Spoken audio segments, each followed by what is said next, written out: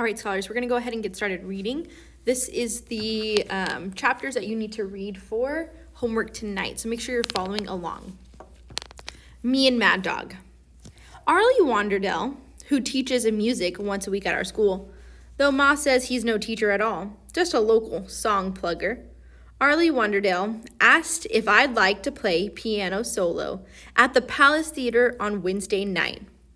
I grinned, pleased to be asked, and said, "That'd be all right."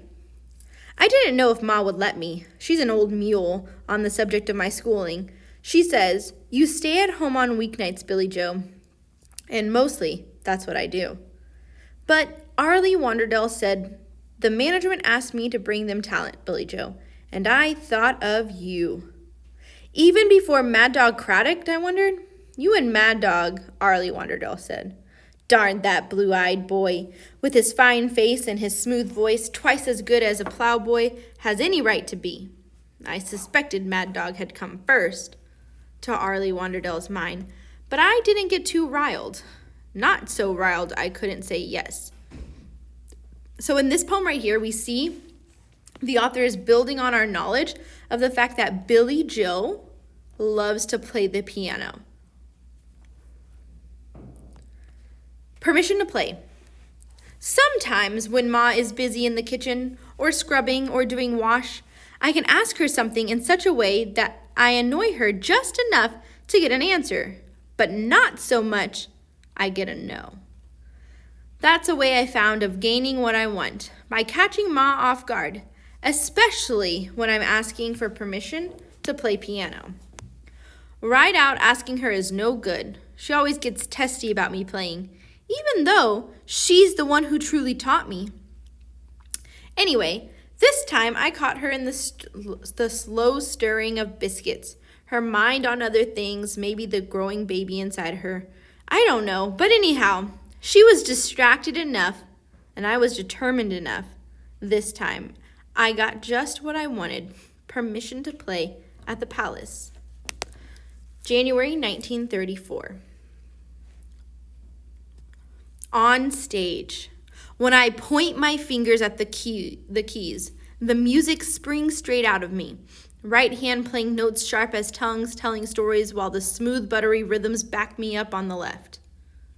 Folks sway in the palace aisles, grinning and stomping, out of breath, and the rest eyes shining, fingers snapping, feet tapping. It's the best I've ever felt. Playing hot piano, sizzling with Mad Dog, swinging with the Black Mesa boys on my own, crazy pestering the keys. That is heaven. How supremely heaven playing piano can be. January 1934. So this poem builds on what we've seen in the past, is how much piano means to Billy Joe. Birthday for FDR. I played so well on Wednesday night. Arlie put his arm across my shoulder and asked me to come and perform at the president's birthday ball. Ma can't say no to this one.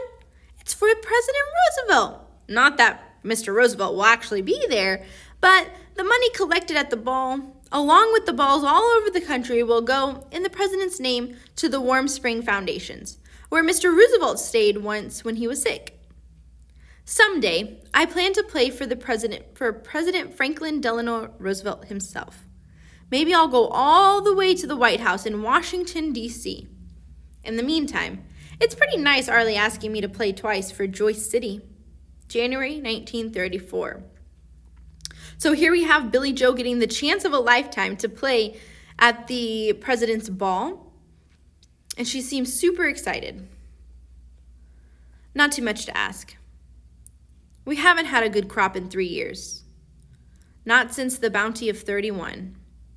And we're all whittled down to the bone these days. Even Ma, with her new round belly. But still, when the committee came asking, Ma donated 3 jars of applesauce and some cured pork and a feed sack nightie she'd sewn for our coming baby. So this is important to notice about the Kelbys, right? Their family, even though they're poor and they don't have much, and as you can see, Billy Joe says that they're whittled down to the bone, they still find time to to build up their community, right? Because Ma's donating these items that the family actually needs. Something to notice here that's important too is the time jump. So notice that we have right here, January 1934, and now we've jumped to February. You'll notice that happening quite often, so make sure you're paying attention to those dates. Mr. Hardley's money handling. It was Daddy's birthday, and Ma decided to bake him a cake. There wasn't money enough for anything like a real present. Ma sent me to fetch the extras with 50 cents she'd been hiding away. "Don't go to Joyce City, Billy," she said. You can get what you need down at Hardley's store." I slipped the coins in my sweater pocket, the pocket without the hole, thinking about how many sheets of new music 50 cents would buy. So here we have again, Billy Joe is bringing up this music. Music is super important to Billy Joe. Mr. Hardley glared when the Wonder Bread door banged shut behind me. He squinted as I creaked across the wooden floors. Mr. Hardley was in the habit of charging too much for his stale food, and he made a bad change when he thought he could get away with it. I squinted back at him as I give him Ma's order. Mr. Hardley's been worse than normal, since his attic filled with dust and collapsed under the weight. He hired folks for the repair and argued over every nail and every little minute. The whole place took shoveling for days before he could open back up again. And some stock was so bad it had to be thrown away. So Billy Joe is describing how Mr. Hardy is actually taking money from people. But think about, why is he doing this? Is it because he's just greedy? Or why is he actually taking this kind of money from people? The stove clanked in the corner as Mr. Hardley filled Ma's order. I could smell apples, ground coffee, and peppermint. I sorted through the patterns of the feed bags, sneezed dust, and blew my nose. When Mr. Hardley finished sacking my things, I paid the bill, and tucking the list in my pocket along with the change, hurried home, so Ma could bake the cake before Daddy came in. But after Ma emptied the sack, settling each packet out on the oilcloth, she counted her change. And I remembered with a sinking feeling that I hadn't kept an eye on Mr. Hardley's money handling. And Mr. Hardley had cheated again. Only this time, he cheated himself, giving us 4 extra cents. So while Mom mixed a cake, I walked back to Mr. Hardley's store, back through the dust, back through the Wonder Bread door, and thinking about the secondhand music in the moldy box at the shop in Joyce City. Music I could have had for 2 cents a sheet. I placed Mr. Hardley's overpayment on the counter and turned to head back home. Mr. Hardley cleared his throat, and I wondered for a moment if he'd call me back to offer a piece of peppermint or prick me out of apple from the crate. But he didn't, and that's okay. Ma would have thrown a fit if I had taken a gift from him. February 1934. 50 miles south of home. In Amarillo, wind blew plate glass windows in, tore electric signs down, ripped wheat straight out of the ground.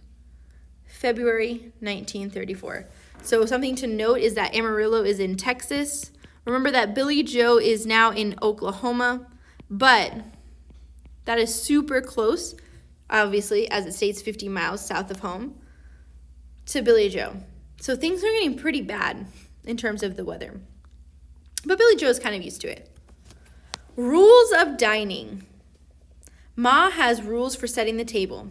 I place plates upside down, glass bottom side up, napkin folded over forks, knives, and spoon. Okay, so I want to pause this real quick. Why do you think they might be doing this? They're placing the plates down, upside down. The glasses are bottom side up, and they're putting napkins over their forks and spoons.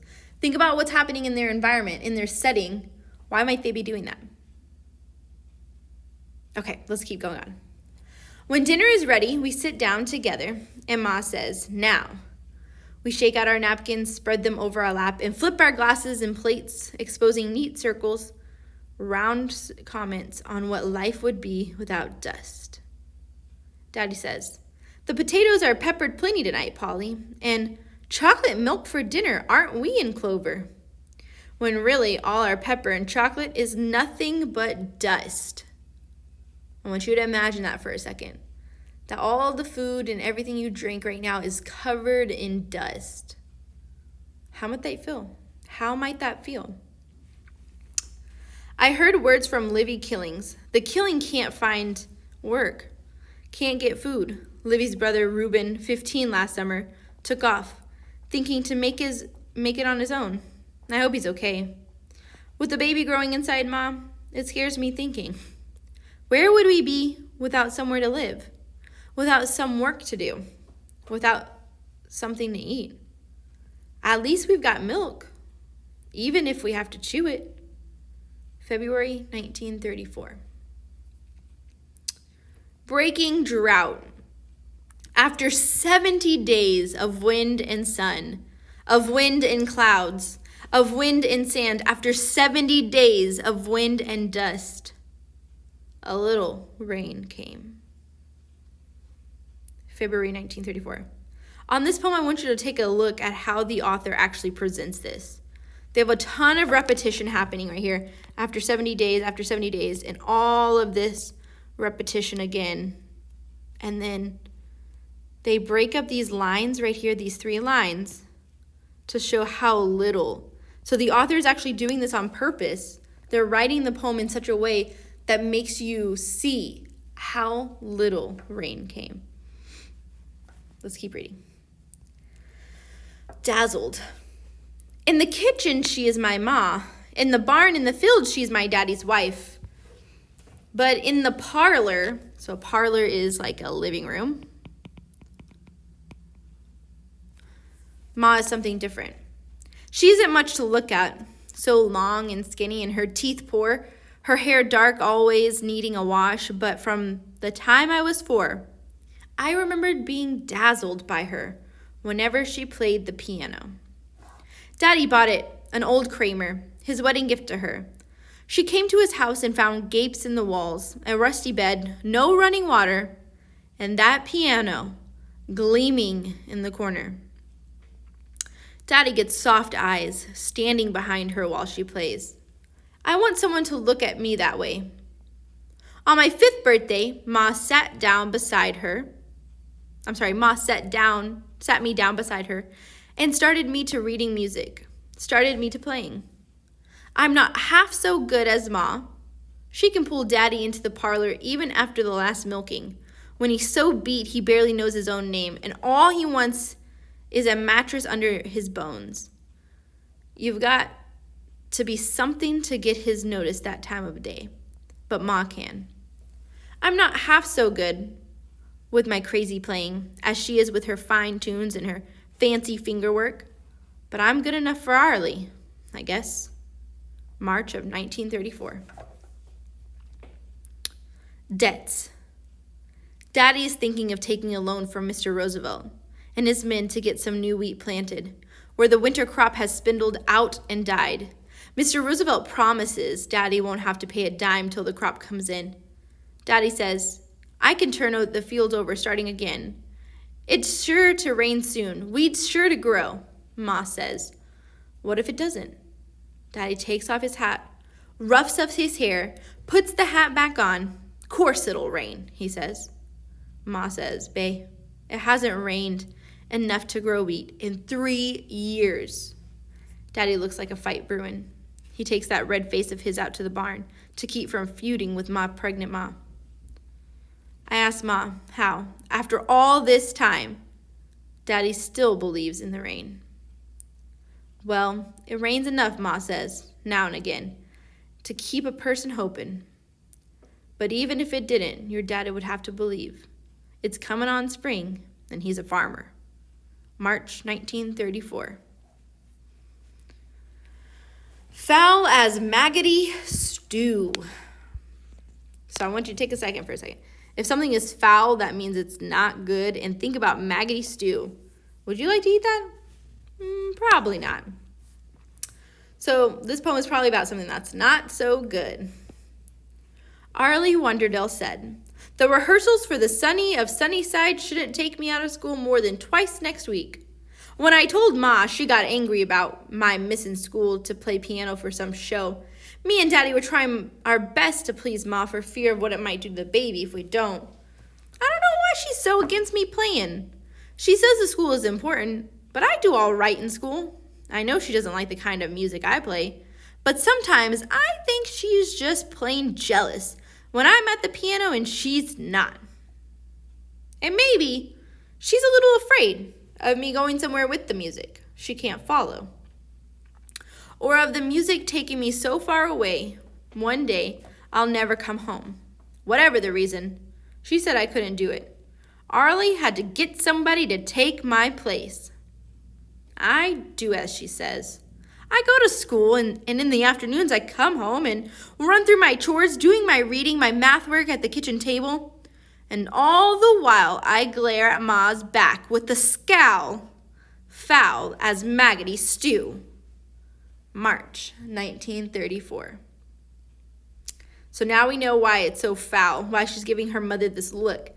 Because her mother's making her do all of her work instead of being able to play the piano, which is what she really wants to do. Think for a moment.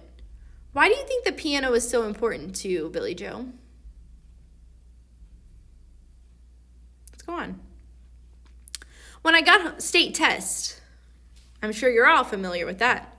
When I got home, I told Ma our school scored higher than the whole state on achievement test. And I scored top 8th of 8th grade. So we know Billy Joe is an excellent scholar. Ma nodded. I knew you could. That's all she said. She was proud, I could tell. But she didn't coo like Mad Dog's Ma or go on like Mrs. Killian used to. Daddy says, that's not your Ma's way. But I wish it was. I'd wish she'd give me a little more to hold on to then. I knew you could. Instead, she makes me feel like she's just taking me in like I was so much flannel dry on the line. March 1934. All right, our last poem for tonight. Fields of Flashing Light.